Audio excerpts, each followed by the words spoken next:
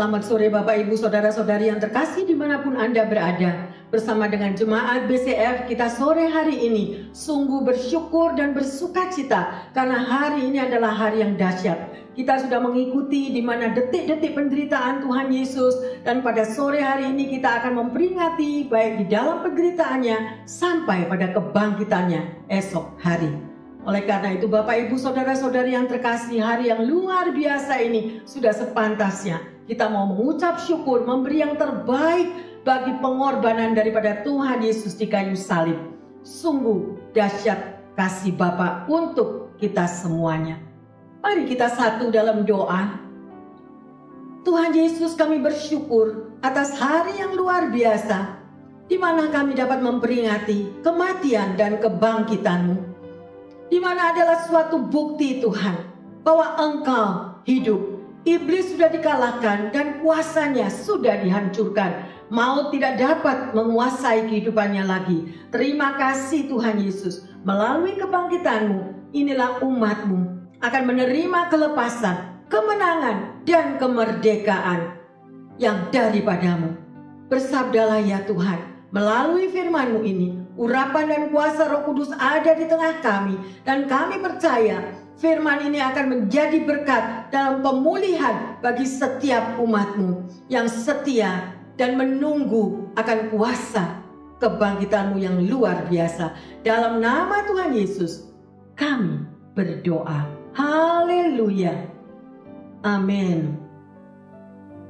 Bapak Ibu Saudara-saudari yang terkasih, baik jemaat dan manapun setiap daripada pendengar daripada firman Tuhan hari ini adalah detik-detik, saat-saat yang sangat luar biasa, ya, yang Tuhan sudah lakukan bagi umat yang sangat dikasihinya. Mari kita akan membaca di dalam Yohanes 8 ayat yang ke-36. Jadi apabila anak itu memerdekakan kamu, kamu pun benar-benar merdeka. Amin. Ya, kita tahu kalau anak itu memerdekakan kita, Yesus memerdekakan saudara dan saya, maka kita sungguh-sungguh mengalami kemerdekaan. Ada amin? Apa artinya merdeka? Mari kita akan mendengar terlebih dahulu suatu cerita yang nyata, yaitu pada waktu pembongkaran Uni Soviet pada tahun 1991 dan dibukanya tirai besi setelah itu. Eropa Timur dengan penuh sukacita merayakan kemerdekaan mereka yang telah lama ditolak. Namun beberapa kemerdekaan pertama yang dilaksanakan di negara-negara sebelumnya berpaham komunis ini adalah mengumbar pornografi, prostitusi, serta kejahatan-kejahatan yang terorganisir. Ada orang-orang tertentu ya yang melakukan hal-hal tersebut. Merdeka diartikan sebagai tidak terikat, tidak bergantung kepada orang atau pihak tertentu, leluasa, dapat berbuat sekehendak hatinya. Banyak orang mengartikan bahwa kemerdekaan atau kebebasan adalah hidup tanpa halangan dan rintangan. Orang yang berpikir seperti ini kemudian akan memiliki pemikiran pula bahwa ia bebas berbuat apa saja seturut kehendaknya. Tidak peduli apakah yang dia lakukan bermanfaat atau tidak. Dia hanya berpikir, karena aku orang merdeka, maka aku dapat melakukan apa saja yang ingin aku lakukan. Ya, dan berkata apa saja kepada siapapun seperti apa yang ingin aku katakan. Tidak ada seorang pun yang berhak melarang aku atau mengatur aku. Orang yang memiliki konteks berpikir seperti itu mungkin akan dapat dengan leluasa melukai, menyakiti, atau bahkan menghilangkan nyawa orang lain. Dengan cara apapun dia mau lakukan sesuai dengan keinginannya. Dunia mengajarkan bahwa untuk memperoleh kemerdekaan kita dapat melakukan apa saja tanpa harus mendengarkan kata orang lain. Kita dapat memperoleh kemerdekaan jika kita dapat memperjuangkan apa yang menjadi kepentingan diri sendiri dan tidak perlu memikirkan orang lain. Merdeka dari dosa bukan merdeka untuk berbuat dosa. Ya, sekali lagi, merdeka dari dosa bukan merdeka untuk kita berbuat dosa. Hidup bagi Kristus memberikan kemerdekaan sejati. Benarkah demikian? Alkitab memberikan pengertian dan pengajaran bahwa satu-satunya cara untuk memperoleh kemerdekaan sejati adalah melalui Yesus Kristus. Mari kita baca di Galatia 5 ayat yang pertama. Supaya kita sungguh-sungguh merdeka, Kristus telah memerdekakan kita. Karena itu berdirilah teguh, dan jangan mau lagi dikenakan kuk perhambaan. Jadi, pada waktu kita bertobat, mohon ampun dan tidak mengulangi dosa kita lagi, kita menjadi orang yang dimerdekakan oleh Tuhan. Karena itu, berdirilah teguh. Apa artinya? Ingat, posisi kita itu sebagai domba. Kita butuh gembala yang memberikan kekuatan agar kita tetap teguh dan kuat. Kita akan merasakan aman kalau kita berjalan bersama gembala agung kita.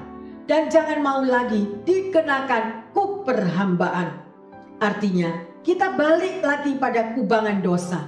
Ingat firman Tuhan mengatakan, roh memang kuat, tetapi daging kita lemah. Berapa banyak anak Tuhan yang jatuh bangun di dalam dosa. Firman Tuhan juga mengatakan, anjing kembali ke muntahnya dan babi kembali ke kubangan.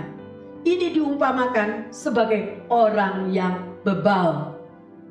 Kita mampu berdiri teguh kalau hubungan kita dengan Tuhan begitu akrab, berdoa dan berpuasa. Maka Tuhan yang berperang bagi kita. Kalau kita anak Tuhan yang setengah hati, maka kita akan selalu jatuh dan jatuh lagi. Itulah yang dinamakan hidup dalam kuk perhambaan atau hamba dosa.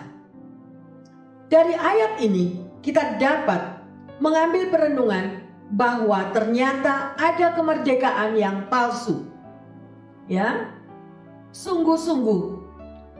Oleh karena itu, mari kita mau melihat dan mengambil perenungan bahwa sungguh di dalam kehidupan kita mau seluruh hidup kita persembahkan kepada Tuhan. Oleh karena itu ditekankan di dalam firman ini supaya kita sungguh-sungguh merdeka. Tetapi ada orang yang mungkin merasa bahwa ia sudah merdeka. Tetapi benarkah ia sungguh-sungguh merdeka? Sebab ternyata kemerdekaan yang sesungguhnya hanya ada di dalam Kristus Yesus. Itu artinya di luar Kristus, saudara dan saya hanya mengalami kemerdekaan semu. Memang benar kita anak Tuhan, tetapi hati kita kosong. Kita tahu akan firman Tuhan, bisa berbicara tentang firman Tuhan, tetapi dari buah-buahnya maka kita akan tahu siapa orang tersebut. Mari kita lihat sebagai pengikut Yesus Kristus, momen ketika Yesus disalibkan dan bangkit adalah suatu momen mukjizat terbesar di sepanjang sejarah umat manusia. Pengorbanannya dan kebangkitannya menyatakan kepada kita bahwa kuasa dan kedaulatannya yang maha tinggi menaungi dan memberikan kemerdekaan di dalam kehidupan umatnya semua dari kutuk dosa.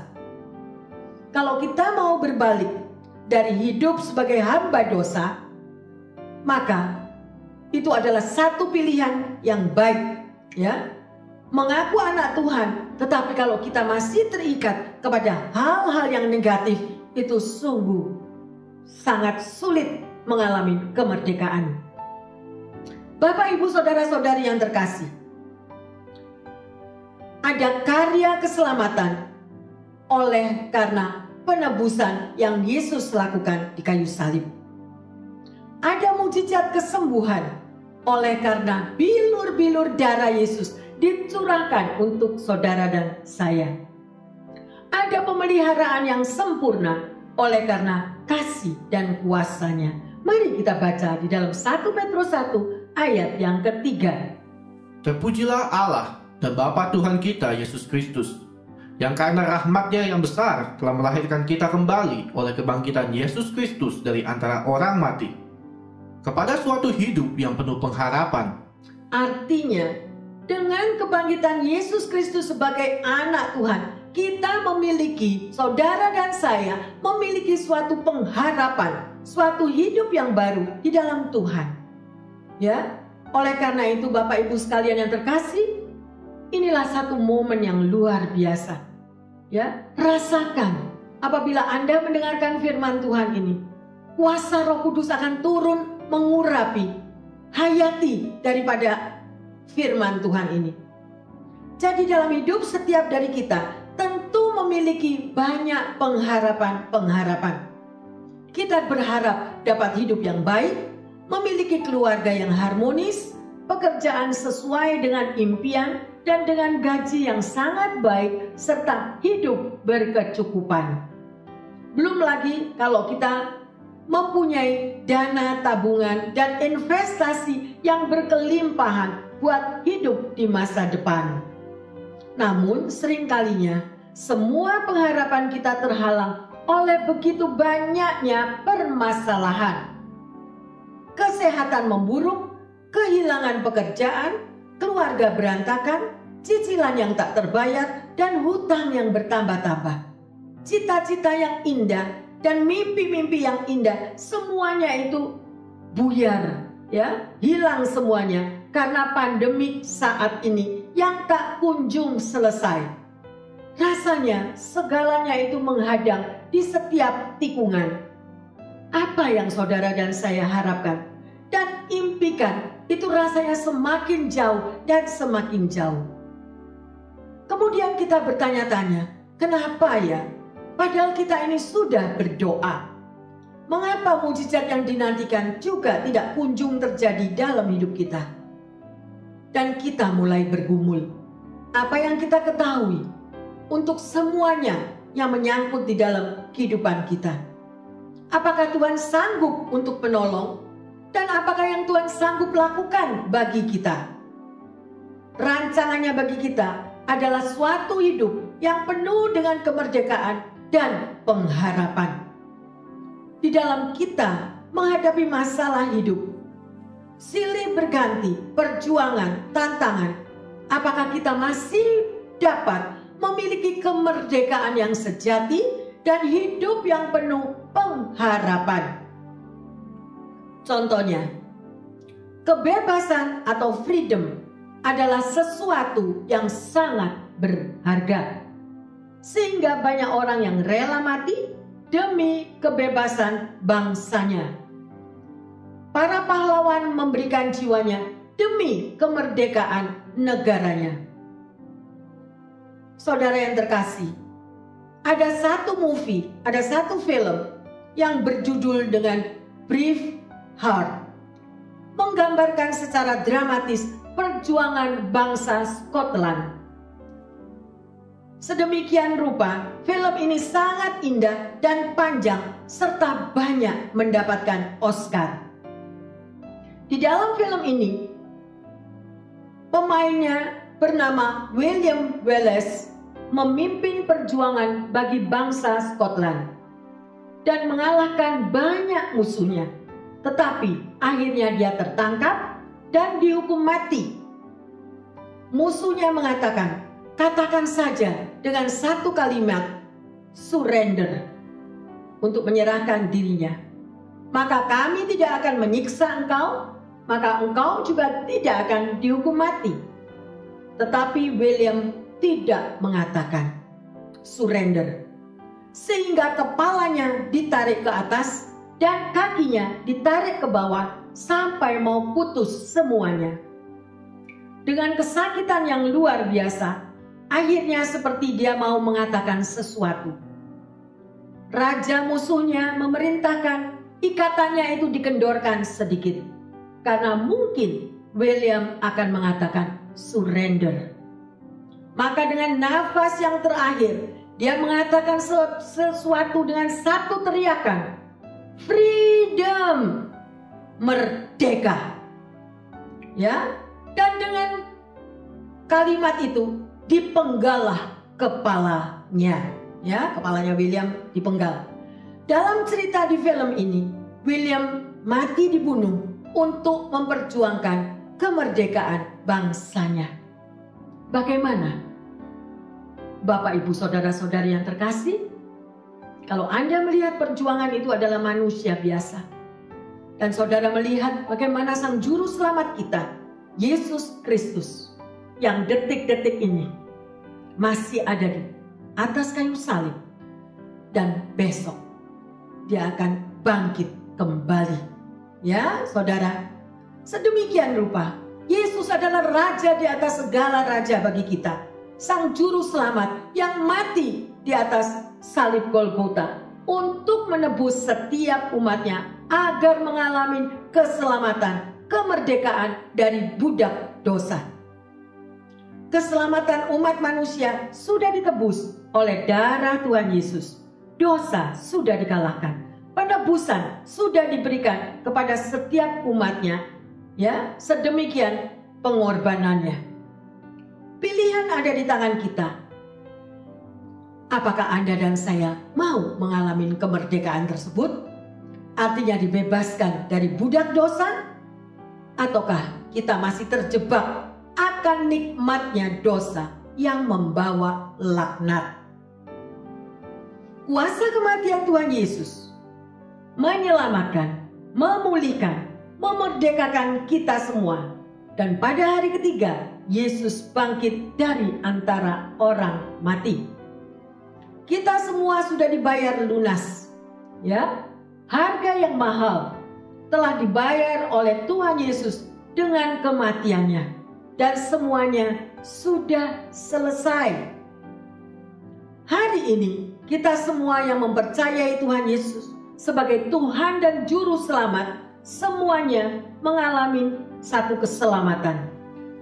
Apabila hidup kita mentaati dan melakukan firman-Nya, kita akan lihat kata sudah selesai. Ya, dalam bahasa aslinya yaitu tetelestai. Jadi ketika Yesus berkata tetelestai, sudah selesai artinya, ya. Sudah selesai di masa lalu kita, sudah selesai di masa sekarang ini, dan akan tetap selesai sampai di masa yang akan datang. Ia berteriak, tetelestai. Itu sebuah teriakan kemenangan. Puji Tuhan.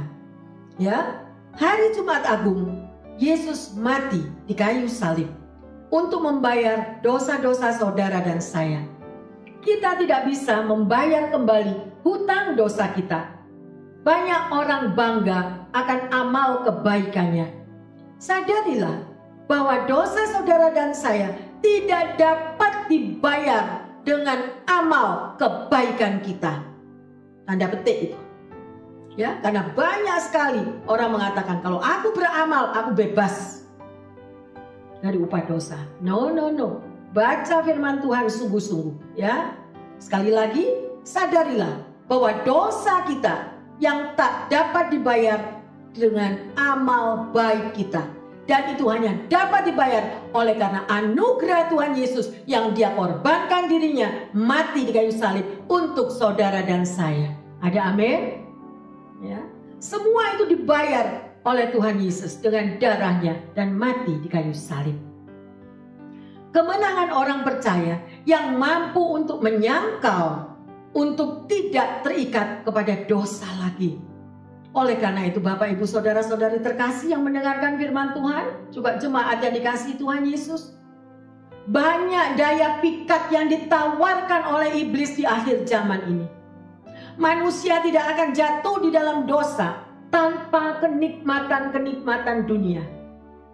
Kenikmatan dunia itu yang ditawarkan oleh si jahat supaya kita yang hidupnya dikuasai oleh roh dunia ini, maka kita akan jatuh dan terpikat oleh nikmatnya dunia ini. Oleh karena itu berhati-hatilah. Pasca Paskah merupakan kemerdekaan orang percaya dari perbudakan dosa dan maut, ya. Yang mana mestinya manusia itu mati karena dosa. Mestinya nama Anda dan saya yang ada di kayu salib di Golgota itu. Tetapi Yesus menggantikan bagaimana kehidupan Anda dan saya. Dia menyerahkan dirinya untuk merebut Anda dan saya supaya menerima keselamatan yang kekal. Ingatlah, dunia ini bukan rumah kita. Tetapi seringkali anak Tuhan terjebak oleh nikmatnya dunia ini. Ya, Yesus telah menang atas dosa-dosa umat manusia secara universal. Ya, artinya setiap orang percaya kepadanya tidak binasa, melainkan beroleh hidup yang kekal. Amin. Mari kita lihat dalam Yohanes 3 ayat yang ke-16. Karena begitu besar kasih Allah akan dunia ini, sehingga Ia telah mengaruniakan anaknya yang tunggal, supaya setiap orang yang percaya kepadanya tidak binasa, melainkan beroleh hidup yang kekal. Amin. Ya, karena begitu besar kasih Allah akan dunia ini. Ya, peringatan Paskah merupakan suatu pesta kemenangan besar Yesus Kristus, sekaligus kemenangan besar bagi orang-orang percaya yang dikasihinya. Inilah salah satu dasar iman kepercayaan anak-anak Tuhan yang tidak boleh dilupakan. Mari kita lihat di dalam Lukas 24 ayat yang ke-6. Ia tidak ada di sini, Ia telah bangkit. Ingatlah apa yang dikatakannya kepada kamu ketika Ia masih di Galilea. Puji Tuhan, ya, didapatinya kubur itu kosong, saudara. Haruslah diyakini bahwa Yesus telah bangkit dari kubur dan kubur itu sudah kosong. Yang ada hanya kain kafan bekas membungkus mayat daripada Yesus. Kita lanjut membaca di dalam 1 Korintus 15 ayat yang ke-17. Dan jika Kristus tidak dibangkitkan, maka sia-sialah percayaan kamu, dan kamu masih hidup dalam dosamu. Haleluya. Meteraikan ayat ini di dalam hati saudara. Amin. Ya, di sini Rasul Paulus mengatakan, jika Kristus tidak dibangkitkan, maka sia-sialah kepercayaan saudara dan saya. Ya, jadi kami masih hidup di dalam dosa kalau Yesus tidak bangkit. Tetapi Yesus bangkit menunjukkan Dia hidup dan menebus hidup Anda dan saya. Haleluya. Karena itu kebangkitan dianggap sebuah bukti tentang pribadi Kristus yang ilahi. Ya, kemesiasannya dan kuasanya menyelamatkan manusia dari dosa. Tanpa kebangkitannya berarti Yesus yang kita sembah adalah Yesus yang tidak ada bedanya dengan tokoh-tokoh agama. Ya, jadi kebangkitannya sekaligus membuktikan bahwa Yesus hidup. Mari kita bersama-sama mengatakan, Yesusku hidup. Sekali lagi, Yesusku hidup. Amin, haleluya. Bapak, Ibu, saudara-saudari yang terkasih, Anda tahu film The Passion of the Christ, ya, menggambarkan 12 jam terakhir dari Tuhan Yesus. Mel Gibson sebagai sutradara film ini melakukan riset dan persiapan yang sangat teliti agar peristiwa demi peristiwa yang dialami oleh Yesus dan murid-muridnya hingga penyaliban sesuai seperti yang tercatat di dalam Injil. Film ini telah menjamah jutaan orang yang menyaksikannya. Adegan penganiayaan Yesus yang digambarkan begitu nyata telah membuat hati mereka hancur sehingga hidup mereka diubahkan. Mereka mengalami jamahan kasih Allah melalui visualisasi penderitaan Yesus.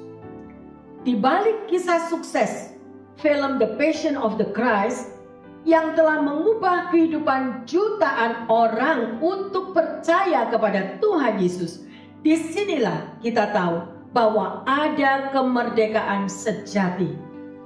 Penebusan dan pertobatan melalui penderitaan sampai kematian dan kebangkitan Yesus. Amin. Ya, sayangnya kehidupan Mel Gibson sebagai sutradaranya justru mengalami kehancuran. Ia jatuh bangun di dalam kecanduan dan obat penenang, yang kemudian memicu keretakan di dalam rumah tangganya. Bapak, Ibu, Saudara yang terkasih, pilihan ada di tangan kita masing-masing.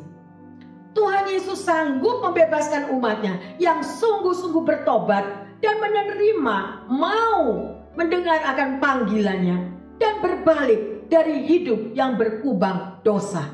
Syaratnya cuma itu, surrender.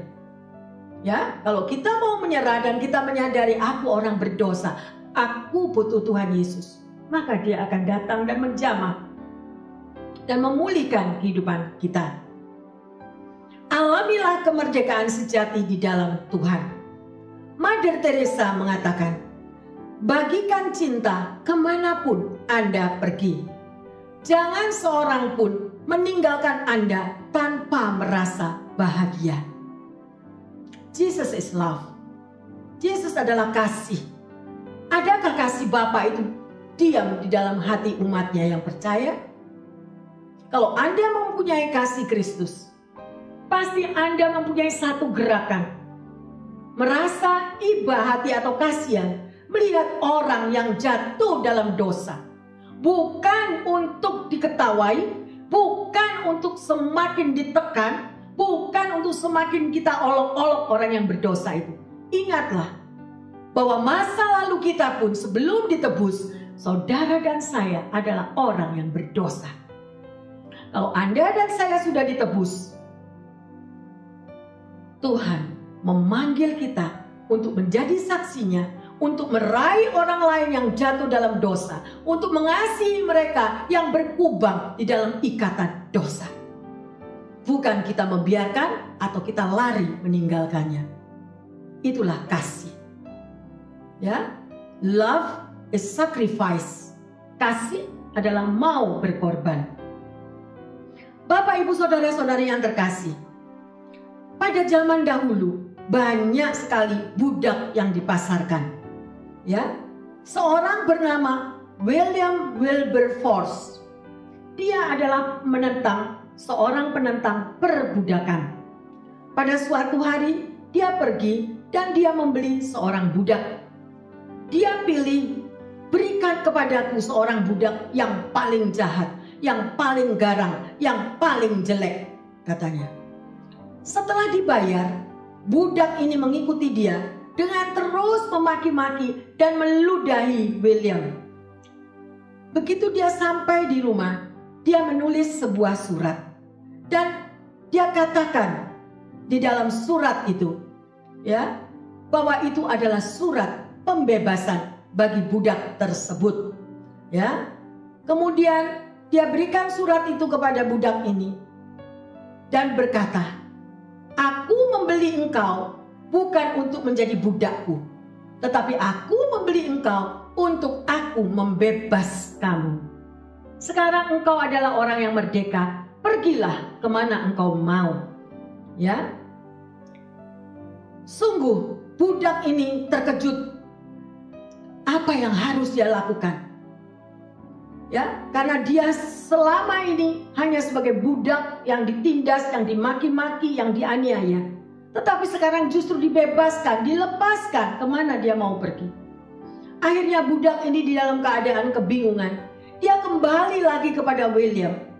Dan dia berkata, ya, Tuan, memang aku sekarang sudah bebas.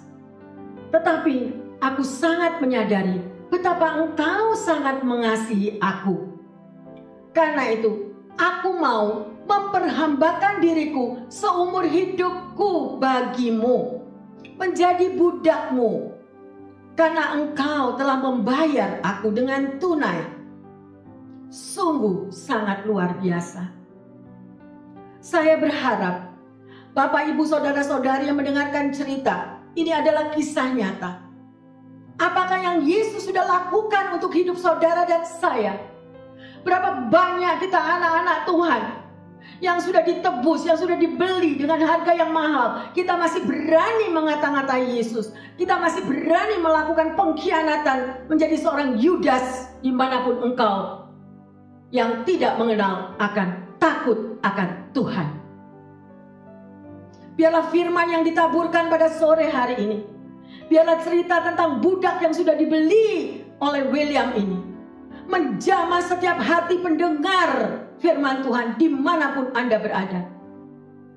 Bagi Tuhan sangat mudah untuk membebaskan saudara dan saya dari perbudakan dosa. Sangat mudah, Bapak Ibu sekalian. Kuncinya hanya satu, surrender. Akui akan kasih Bapa. Terimalah akan kasih karunia-Nya yang luar biasa. Yesus akan mengampuni segala salah dosamu. Bahkan doa-doa yang engkau ucapkan, doa-doa yang engkau panjatkan, baik itu bagi keluargamu, baik itu bagi anak-anakmu, baik itu bagi orang tuamu, baik itu bagi kekasihmu yang mereka tidak mengenal akan Tuhan dan mereka terikat oleh budak dosa. Kalau engkau berseru saat ini, mempunyai hati seperti budak yang telah ditebus ini, saya percaya bahwa Paskah ini akan membawa mujizat yang besar di dalam doa-doa yang Anda dan saya doakan. Ada amin? Oleh karena itu, saya berharap bahwa firman ini sungguh-sungguh menyentuh hati setiap kita, meteraikan dalam hidup kita. Jangan Anda marah. Tuhan, mengapa pandemik terjadi? Tuhan, mengapa engkau panggil orang yang engkau kasihi? Tuhan, mengapa ini, mengapa itu, mengapa? Semua saudara, saat ini adalah saat-saat yang luar biasa. Dan ini adalah kesempatan yang dahsyat, di mana kita melihat menoleh ke kiri dan ke kanan. Semuanya hanya aniaya. Semuanya hanya kabar yang menakutkan. Tidak ada damai sejahtera di dalam hati kita. Tetapi Anda dan saya tahu, kalau kita surrender, menerima Yesus Tuhan sebagai juru selamat di dalam kehidupan, mari, mulai hari ini kita tidak main-main lagi. Setiap perkataan kita yang sia-sia, Yesus dengar. Segala sumpah serapah kebun binatang yang kita lontarkan, Yesus tahu. Pilihan ada dalam tangan Anda dan saya. Mari, di dalam kesempatan yang luar biasa, kita mau datang kepada Bapa di surga. Ya, kita semuanya adalah budak dosa. Tuhan telah membeli saudara dan saya dengan darahnya. Dan seharusnya kita mau menjadi hamba kebenaran. Jangan kita menjadi anak Tuhan yang selalu menghitung-hitung untung dan ruginya apa. Untung ruginya aku hidup di dunia ini apa? Untung ruginya kalau aku menolong orang itu aku dapat apa? Sia-sia aku menolong semua orang. Sia-sia pertolonganku. Saudara, kalau Anda tahu, firman Tuhan mengatakan pada waktu kita mengangkat beban orang lain, pada waktu kita mengangkat orang lain, hidup kita diberkati oleh Tuhan. Karena Tuhan tidak mau berhutang bagi Anda dan saya. Ada amin? Stop mulai saat ini. Jangan lagi menghakimi orang lain. Kita pun bukan orang benar, Bapak Ibu Saudara-saudari. Sekalipun pendeta, juga tetap manusia dan juga memiliki dosa. Tapi kita mau bertobat malam hari ini, berubah semuanya, maka kita akan melihat kasih dan kuasanya.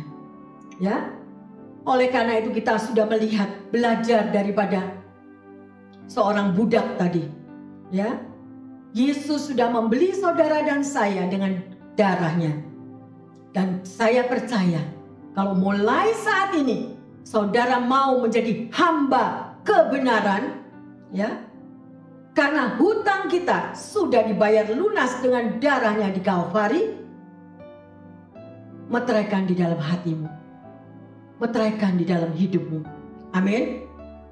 Jadi jelas bahwa kemerdekaan sejati kita dapatkan dari pengorbanan Yesus Kristus di kayu salib. Ya, mari kita baca sebagai ayat emas di dalam 1 Petrus 1 ayat 18 dan 19. Sebab kamu tahu bahwa kamu telah ditebus dari cara hidupmu yang sia-sia yang kamu warisi dari nenek moyangmu itu, bukan dengan barang yang fana, bukan pula dengan perak atau emas, melainkan dengan darah yang mahal, yaitu darah Kristus yang sama seperti darah anak domba yang tak bernoda dan tak bercacat. Amin. Ya, Bapak, Ibu, Saudara-saudari yang terkasih, meteraikan ayat ini. Saudara baca kembali di rumah karena ini untuk Anda dan saya. Jadi, kemerdekaan yang sejati hanya dapat kita temukan di dalam Yesus. Dan kita sudah belajar ya saudara tentang kemerdekaan sejati melalui Paskah. Apakah arti kemerdekaan menurut Bapak, Ibu, Saudara-saudari sekalian? Bagaimana kita akan menggunakan kemerdekaan yang kita alami untuk memuliakan Tuhan? Komitmen apa yang akan kita buat supaya kita bisa sungguh-sungguh mengalami kemerdekaan yang sejati? Mari Bapak, Ibu, Saudara-saudari yang terkasih, jemaat yang senantiasa disayang Tuhan, kita mau membuka hati, kita akan menyembah dengan pujian karya terbesar. Saya percaya meteraikan kata-kata ini dalam hatimu, sesuatu urapan akan turun di dalam hidupmu.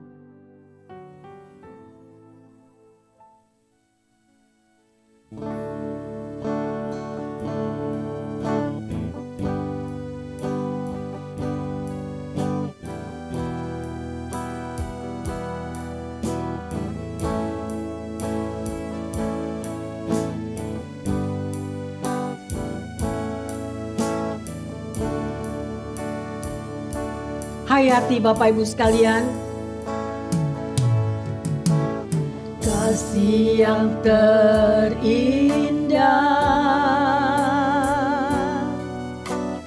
hati yang mulia, hanya ku temukan di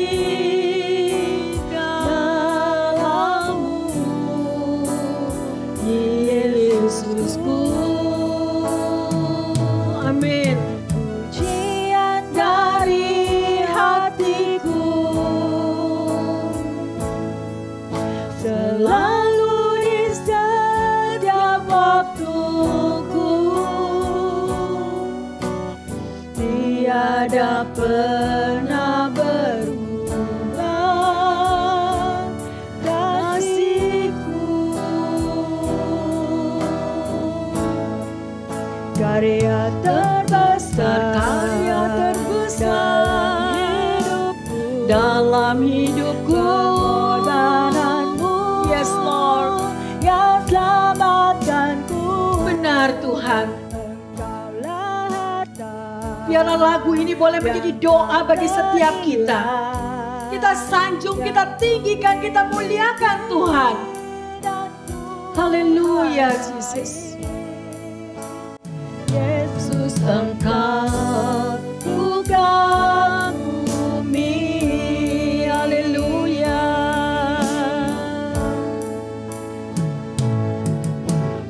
Kasih yang terindah. Rasakan kasih Bapa, saudara. Rasakan pengorbanan yang telah dicurahkan. Darahnya tertumpah di Kalvari bagi Anda dan saya. Ku temukan di dalammu, Yesusku. Benar Tuhan. Pujian dari hatiku. Amin. Selalu di setiap waktuku, tiada pernah berubah kasihku. Amin, haleluya. Karya terbesar dalam hidupku, hilang selamatku. Engkau Engkaulah harta yang tak ternilai, yang ku miliki dan ku hargai. Yesus Engkau ku kagumi. Sementara musik saja, mari Bapak Ibu bersama dengan saya berdoa, menghayati betapa karyanya yang terbesar, karya Yesus yang terbesar di dalam setiap kehidupan umatnya. Kita semuanya ditebus oleh darahnya di Kalvari, pengorbanannya yang begitu dahsyat untuk menyelamatkan umatnya. Oleh karena itu Bapak Ibu Saudara terkasih, meteraikan lagu ini di dalam hatimu dan percayalah bahwa hanya Yesus yang patut kita hargai, hanya Yesus yang patut saudara dan saya miliki. Sungguh dahsyat kuasanya. Meteraikan Bapak Ibu, jadilah saksinya dan katakan, tidak ada karya terbesar selain di dalam Yesus Tuhan. Semua bersama-sama katakan, karya terbesar dalam hidupku, pengorbananmu yang selamatkanku. Amin. Engkaulah harta yang tak ternilai, yang ku miliki dan ku hargai. Yesus Engkau ku kagumi. Sekali lagi katakan, karya terbesar. Haleluya. Benar Tuhan, itu adalah karyamu yang dahsyat dan besar Tuhan bagi umat-Mu. Terima kasih untuk pengorbananmu Bapa. Terima kasih Roh Kudus. Terima kasih. Yang tak ternilai, yang ku miliki dan ku hargai. Yesus Engkau ku kagumi. Haleluya. Engkau ku kagumi. Engkau Yesus Engkau ku kagumi.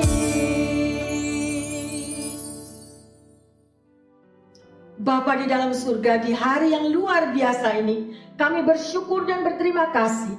Melalui kematian dan kebangkitan-Mu, kami mendapatkan kemerdekaan yang sejati. Segala ikatan-ikatan Engkau lepaskan, yang semestinya kami berada di atas kayu salib karena salah dosa kami.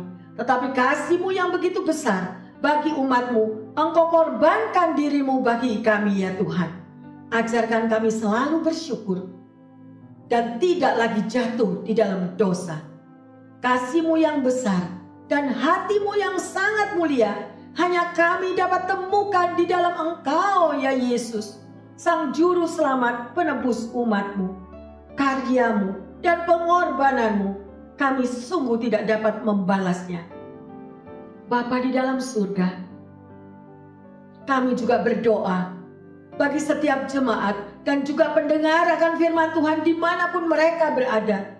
Biarlah hati mereka boleh terjamah dan dikuatkan melalui firman Tuhan ini, bahwa mereka tidak berjalan sendiri. Engkau mati di atas kayu salib dan Engkau bangkit kembali untuk mendampingi setiap umat-Mu. Terima kasih ya Tuhan. Yang sakit, bilur-bilur darah Yesus sanggup menyembuhkannya. Yang berbeban berat, masalah ekonomi, juga keluarga, melalui kebangkitan-Mu, mereka akan menerima jamahan di setiap pergumulannya. Terima kasih Bapa dalam surga, karena tidak ada yang mustahil bagi Tuhan. Engkau sudah bangkit dan membangkitkan serta menguatkan umat-Mu yang letih lesu dan yang berbeban berat. Kami percaya jamahan kuasa-Mu dan mujizat Paskah menjadi bagian kami semuanya. Di dalam nama Tuhan Yesus, kami berdoa dan mengucap syukur atas pengorbanan-Mu. Haleluya. Amin. Selamat merayakan Hari Kebangkitan Yesus Kristus. Tuhan Yesus memberkati semua umat Tuhan dimanapun Anda berada. Haleluya. Amin.